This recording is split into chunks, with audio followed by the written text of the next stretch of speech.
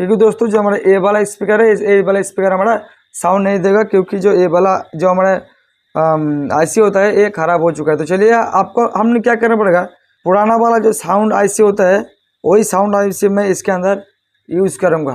पुराना वाला बोर्ड था, पुराना वाला बोर्ड के जो हमारा साउंड आईसी को निकाल के जो हमारा बोर्ड पे जो हमारा आईसी हमारा ख़राब हो चुका था, तो इसे लगाएंगे। तो चलिए दोस्तों, जो इसको मैं आईसी को निकाल के मैं इधर में लगा लेता हूँ। तो फाइनली दोस्तों मैं इसके अंदर मैंने जो आईसी निकाला था पुराना बोर्ड से, उसको मैं इधर लगा दिया हूँ। और दोस्तों ये तो आईसी हमारा काम करेगा कि नहीं करेगा मेरे को नहीं पता।